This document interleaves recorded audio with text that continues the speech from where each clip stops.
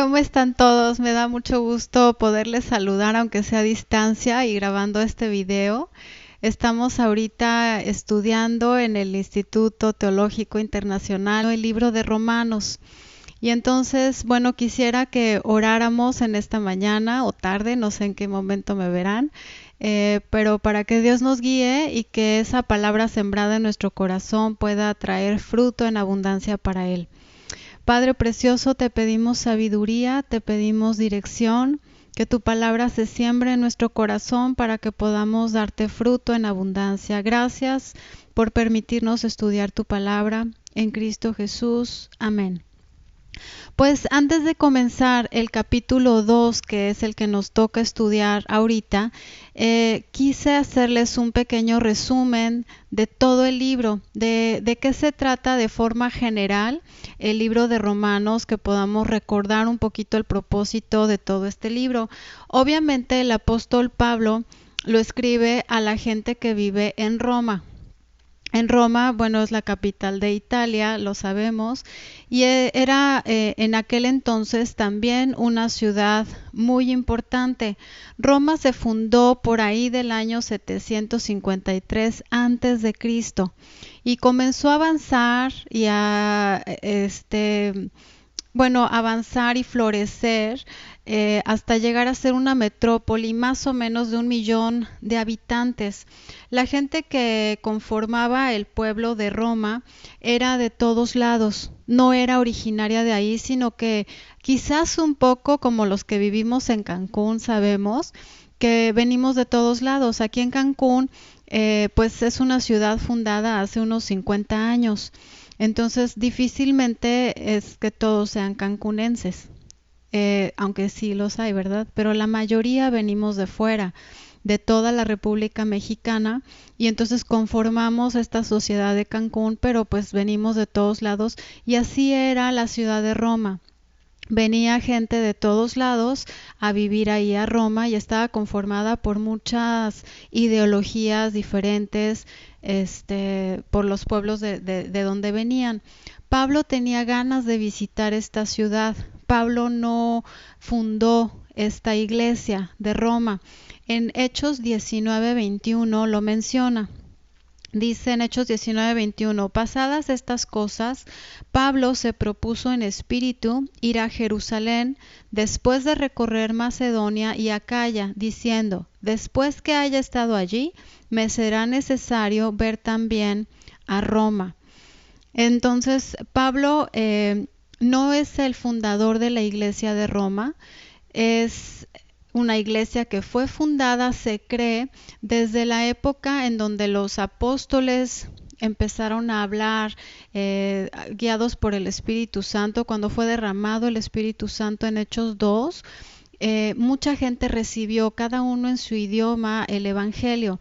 Y de ahí sé que gente que estaba en Jerusalén y que fue a Roma fundó la iglesia de Roma. Entonces Pablo les escribe a esta iglesia ya conformada en esta capital. Y entonces, aunque Pablo es el autor de esta carta, él no la escribe con su propia mano, sino que hubo alguien a quien él le dictó. Era un amanuense, era un escriba que Pablo le pidió que escribiera por él. Entonces a veces te pueden hacer alguna pregunta capciosa de quién escribió Romanos y puedes decir Pablo o puedes decir Tercio. El autor intelectual es Pablo, pero el que lo escribió fue Tercio. Y lo podemos ver en Romanos 1:1. Dice Pablo, siervo de Jesucristo, llamado a ser apóstol. O sea, Pablo, yo Pablo les escribo. En Romanos 1:7 dice, a todos los que estáis en Roma, amados de Dios, llamados a ser santos, gracia y paz a vosotros de Dios nuestro Padre y del Señor Jesucristo. O sea, Pablo, yo les escribo a todos ustedes que están en Roma. Y podemos ver al final de la carta en Romanos 16:22 que dice, yo Tercio, que escribí la epístola, os saludo en el Señor. Entonces ahí es en donde te pueden hacer preguntas capciosas de quién escribió Romanos. Entonces sabemos que el autor intelectual es Pablo, pero el que estuvo escribiendo a mano pues fue Tercio. Se cree que esta carta fue escrita a los romanos en su tercer viaje misionero del apóstol Pablo desde Grecia cuando estaba en Corinto, ya que ahí en el capítulo 16 menciona a Gallo, y se cree que es el mismo que está mencionado en Corinto en la primera carta a los Corintios 1:14. Aquí en Romanos 16:1 dice: os recomienda además nuestra hermana Febe, la cual es diaconisa de la iglesia de Cencrea. Y Cencrea era un puerto en Corinto. Entonces por eso se cree que en el tercer viaje misionero de Pablo es cuando él escribe esta carta para Roma. Entonces, es la primera carta que nosotros tenemos en el Nuevo Testamento después de los Evangelios y de Hechos, no tanto por la importancia, sino por la longitud. Las cartas, como fueron acomodadas en la Biblia, no fueron acomodadas por fechas o por autores, sino estas cartas fueron acomodadas por de grande a chica. Entonces la carta a los romanos es la más larga, de 16 capítulos, con mucho contenido. Y de ahí se va hasta la carta de Filemón, que es así súper cortita. Entonces están acomodadas por el tamaño, no por el contenido ni tampoco por la fecha en que fueron escritas. Pablo escribe 14 de estas epístolas. Ahora, la iglesia de Roma, ¿cómo estaba conformada? Por gente de todos lados, como dicen, de chile, de limón y de naranja. Entonces, Pablo sabe que se va a dirigir a gente judía convertida y también se va a dirigir a gentiles convertidos. Entonces, a los dos les habla de ciertas cosas en especial. Por ejemplo, en Romanos 9:10 dice: no solo esto, sino también cuando Rebeca concibió de uno, de Isaac, nuestro padre, refiriéndose, bueno, a la descendencia de Abraham, Isaac, aquí dice de ellos nuestro padre, pues se refiere al pueblo judío. Refiriéndose o dirigiéndose a los gentiles, tenemos otro ejemplo en Romanos 11:1, en donde dice: digo pues, ¿ha desechado Dios a su pueblo? En ninguna manera, porque también yo soy israelita, de la descendencia de Abraham, de la tribu de Benjamín. Perdón, me equivoqué. No, este versículo no es dirigido a los gentiles, sino también a los judíos. Era otro ejemplo de que se está dirigiendo a los judíos, en donde dice: también yo soy israelita, de la descendencia de Abraham, de la tribu de Benjamín. Y ejemplo de que se está dirigiendo a los gentiles es Romanos 1:16, en donde dice: porque no me avergüenzo del evangelio, porque es poder de Dios para salvación a todo aquel que cree, al judío primeramente y también al griego. Romanos 11:13 dice: porque a vosotros hablo, gentiles, por cuanto yo soy apóstol a los gentiles, honro mi ministerio. Entonces vemos en esta carta cómo Pablo se dirige tanto a judíos convertidos como a gentiles convertidos que están conformando esta iglesia en Roma.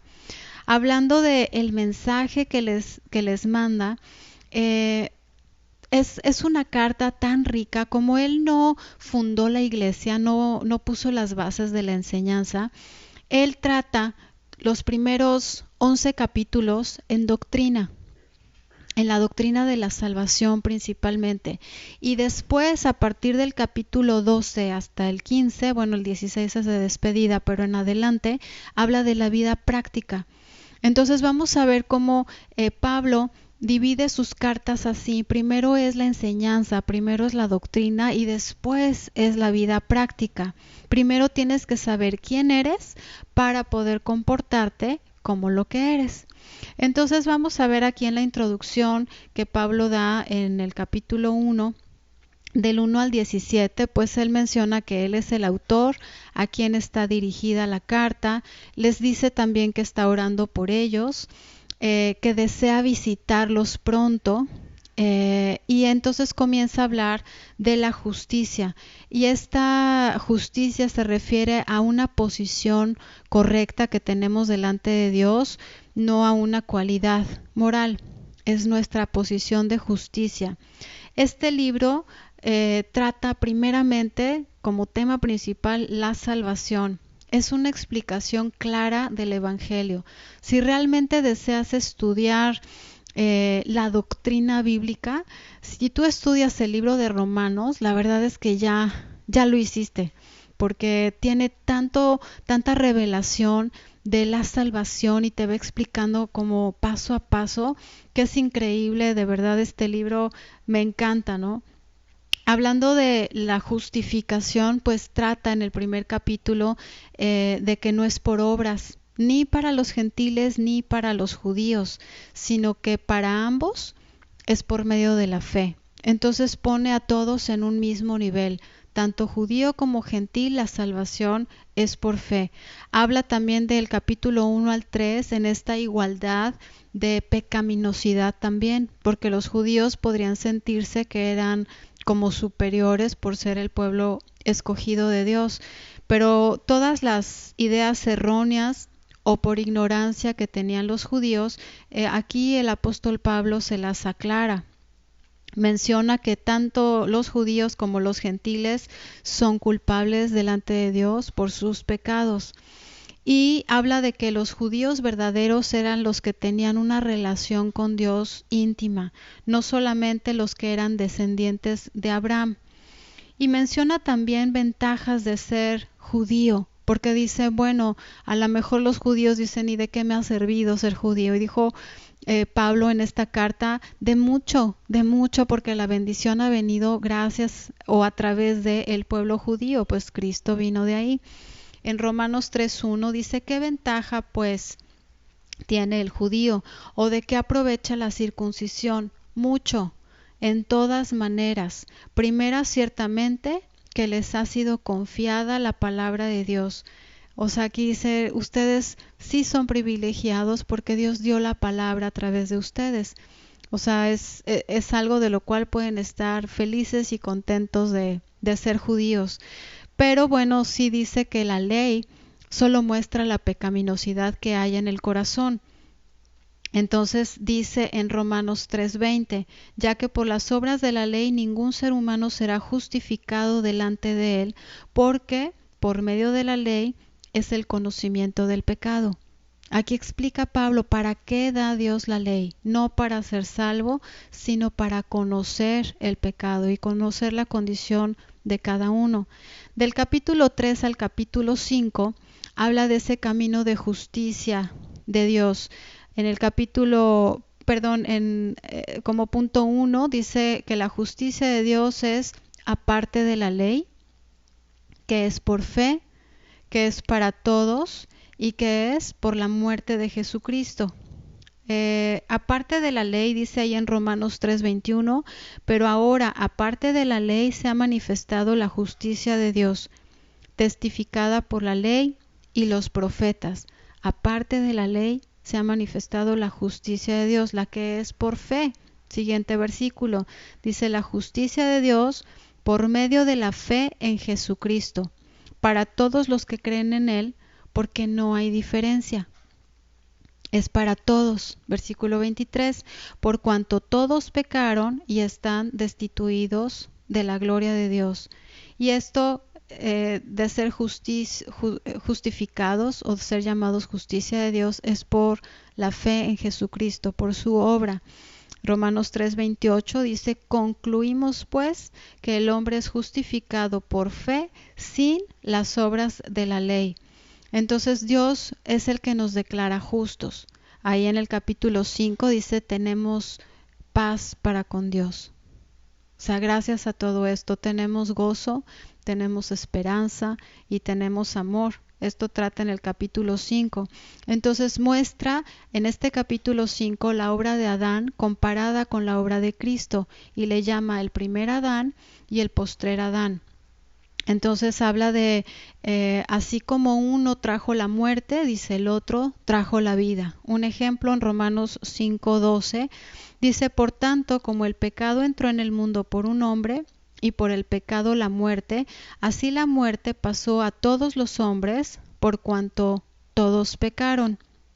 Romanos 5:17 dice, pues, si por la transgresión de uno solo reinó la muerte, mucho más reinarán en vida por uno solo, Jesucristo, los que reciben la abundancia de la gracia y del don de la justicia.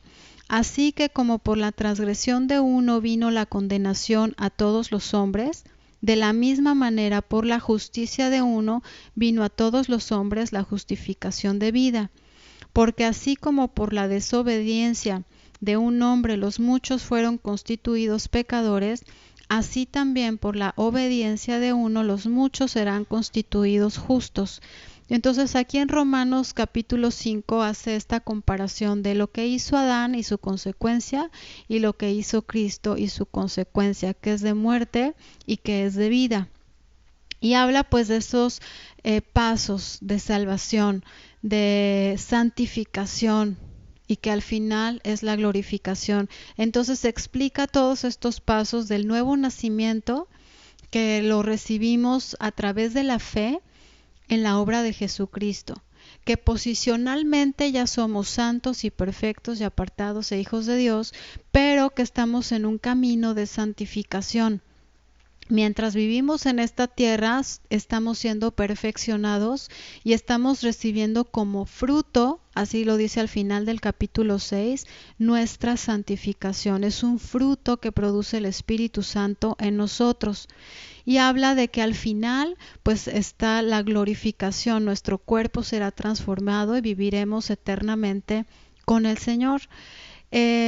Y algo importante que trata en estos capítulos, para mí la verdad es que el capítulo 6 me ha causado tanto impacto, tanta enseñanza, tanta afirmación a quienes somos en Cristo, que si tú puedes estudiar este capítulo y entenderlo, yo creo que ya también la hicimos, ¿no?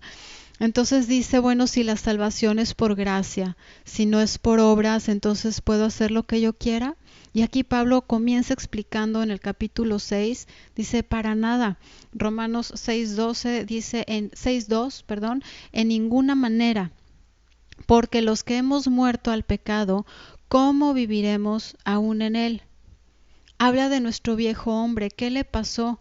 Porque ya no podemos decir que el viejo hombre salió y por eso dije lo que dije. Aquí dice qué le pasó a tu viejo hombre. Romanos 6:6 dice, sabiendo esto, que nuestro viejo hombre fue crucificado juntamente con él, para que el cuerpo de pecado sea destruido, a fin de que no sirvamos más al pecado. Solamente en este versículo tiene tanta enseñanza porque habla de nuestro viejo hombre ya fue, o sea, en tiempo pasado, ya fue crucificado. Y ahí dice también, juntamente con Cristo, ¿para qué? ¿Para qué fue crucificado? Y dice, para que el cuerpo de pecado sea destruido. Destruido. No está dormido, no está inerte o está por despertar. Entonces digamos que bíblicamente hablando no podemos decir es que mi vieja naturaleza volvió a surgir. Realmente son antiguos patrones de pensamiento que surgen, pero nuestra vieja naturaleza aquí explica que ya murió, ya está crucificada, destruido. Aquí dice que fue destruido en Cristo. Dice para que, a fin de que no sirvamos más al pecado. O sea, Dios tenía que hacer esta obra tan tajante para que ya no sirviéramos al pecado para nada, para que el pecado ya no te gobernara. Dice aquí en Romanos 6:14, porque el pecado no se enseñoreará de vosotros, pues no estáis bajo la ley, sino bajo la gracia. Ya el pecado no es tu Señor. Aquí dice, ya no se enseñoreará, o sea, ya no es tu Señor, ya no eres esclavo del pecado, porque esa antigua naturaleza fue crucificada y fue destruida, según aquí este capítulo de Romanos. Romanos 6:18 dice, y libertados del pecado, vinisteis a ser siervos de la justicia. Está realmente increíble este capítulo, poder estudiarlo a fondo. En el capítulo 7 da más ejemplos y entonces da una analogía del matrimonio. Así como dice físicamente el matrimonio termina cuando uno de los dos muere, dice así va a ser. Vamos a ver aquí en Romanos 7, del 4 en adelante, dice, así también vosotros, hermanos míos, habéis muerto a la ley mediante el cuerpo de Cristo, para que seáis de otro, del que resucitó de los muertos, a fin de que llevemos fruto para Dios. O sea, cuando en una relación matrimonial el esposo o la esposa muere, dice el otro queda libre para casarse con alguien más, para ser de otro cuando uno muere. Y entonces aquí en el versículo 7 dice, así también vosotros habéis muerto a la ley. O estás bajo la ley o estás bajo la gracia, ¿no? O eres salvo o no lo eres. Entonces, si estás bajo la ley, no eres salvo. Si estás bajo la gracia, eres salvo. Entonces aquí dice, habéis muerto a la ley, como en esa relación matrimonial. Y entonces dice, mediante el cuerpo de Cristo, para que seáis de otro, del que resucitó de los muertos, a fin de que llevemos fruto para Dios. Esto es, no podrías llevar fruto para Dios si esto no sucediera, si no hubieras muerto ante la ley. O sea, la ley nos mató en Cristo y Cristo nos resucitó a una nueva vida. Entonces nos mató para que fuéramos de otro. Y hace esta comparación. Entonces ahí en Romanos 7:25 dice, gracias doy a Dios por Jesucristo, Señor nuestro. Entonces, esta experiencia que nosotros hemos vivido como cristianos, el entenderla, nos tiene que llevar a dar fruto. El conocer, mi antigua naturaleza ya murió. Ya el pecado no se enseñorea de mí. Yo ya morí ante la ley, pero vivo en Cristo, juntamente con Cristo. Ahora tengo ya vida eterna. Entonces habla del camino de victoria en el capítulo 8, de la obra del Espíritu Santo en nosotros, y habla de que no hay nada que te pueda apartar del amor de Dios. O sea, te da una seguridad tal de no hay nada que te pueda apartar del amor de Dios por la obra que Él ha hecho. Dice, ni lo alto, ni lo profundo, ni ninguna cosa creada, nada te podrá apartar de su amor, ni tu mal comportamiento. Habla también unos temas bien profundos también en cuanto a la elección divina. En el capítulo 9, 10 y 11 habla de esta elección porque Dios quiso. O sea, Dios nos ha elegido porque Dios ha querido, tanto a judíos como a gentiles. El problema que había en ese tiempo y ahora también ha sido la incredulidad del pueblo de Israel. Pero esa incredulidad es una pausa para que nosotros como gentiles, que no somos judíos de nacimiento, entráramos a la promesa. Y esto todo lo explica en el capítulo 9, 10 y 11. Pablo reconoce que este rechazo que los judíos habían hecho a Dios era parte de su plan. Dice en Romanos 9:22 en adelante, y que si Dios, queriendo mostrar su ira y hacer notorio su poder, soportó con mucha paciencia los vasos de ira preparados para destrucción, y para hacer notorias las riquezas de su gloria, las mostró para con los vasos de misericordia que Él preparó de antemano para gloria, a los cuales también ha llamado, esto es, a nosotros, no solo de los judíos, sino también de los gentiles. La elección divina realmente está explicada en estos capítulos. Ahí dice: a Jacob amé y a Esaú aborrecí desde que estaban en el vientre, para que no dijeran que fue por las obras de uno o las obras de otro. Es por la soberanía de Dios. Por la soberanía de Dios es que tú has sido escogido, por su amor. Y entonces habla de que es la salvación solamente por gracia, por ese favor inmerecido, por esa influencia divina en nuestro corazón, tanto para judíos como para gentiles. Romanos 11:6 dice: y si por gracia, ya no es por obras, de manera que la gracia ya no sería gracia. O sea, si es gratis, ya no cuesta. Por ejemplo, si yo les dijera: les tengo cupcakes gratis, pasen por ellos, y les digo: pero son 10 pesos para reponer el betún.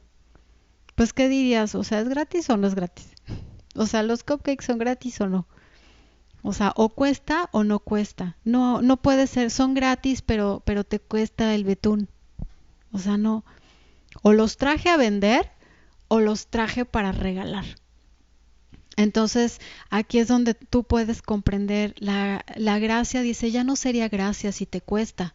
O sea, la gracia ya no sería un favor inmerecido, porque la gracia es gratis. O sea, no te puede costar.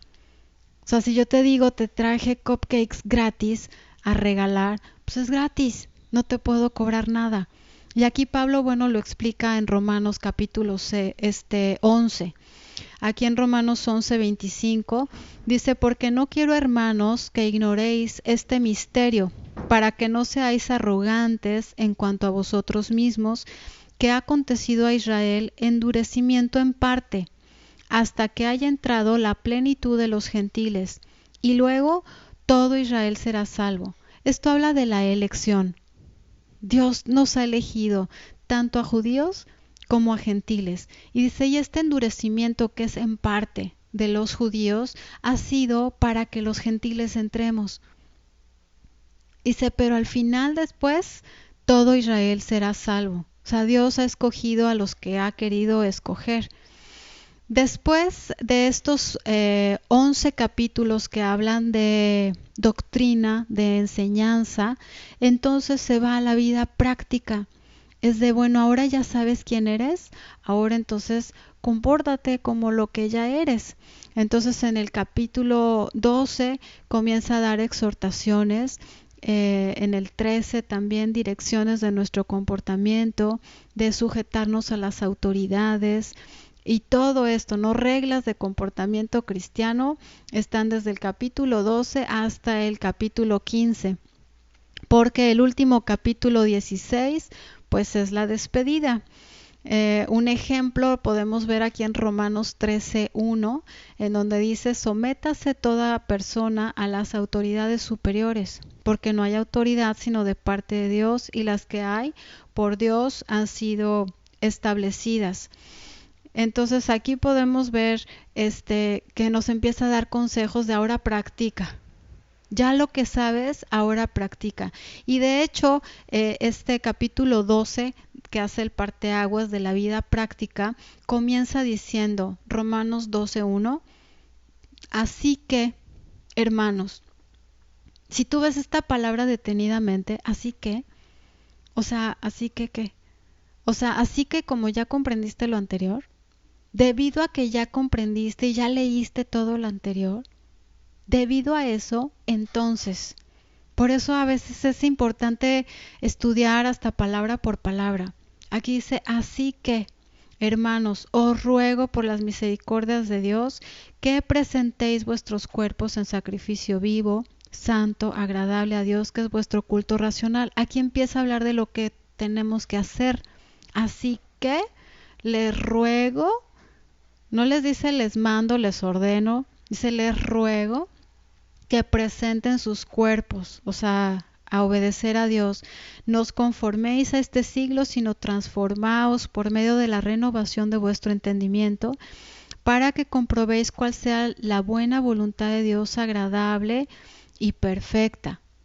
Y pues como todos estos capítulos son de comportamiento, ¿Para qué nos vamos? Nada más un último versículo, Romanos 13, versículo 13, dice, andemos como de día, honestamente, no en glotonerías y borracheras, no en lujurias y lascivias, no en contiendas y envidia, sino vestíos del Señor Jesucristo y no proveáis para los deseos de la carne. Entonces puedes ver cómo del capítulo 2 en adelante son reglas, son consejos de comportamiento que debemos todos de llevar a cabo, pero no lo podemos hacer si no comprendemos primero quiénes somos en Cristo, cómo se llevó a cabo nuestra salvación, qué sucedió, para que podamos entonces nosotros llevar la vida que Dios quiere que llevemos. Entonces, en resumen general, de esto se trata el libro de Romanos.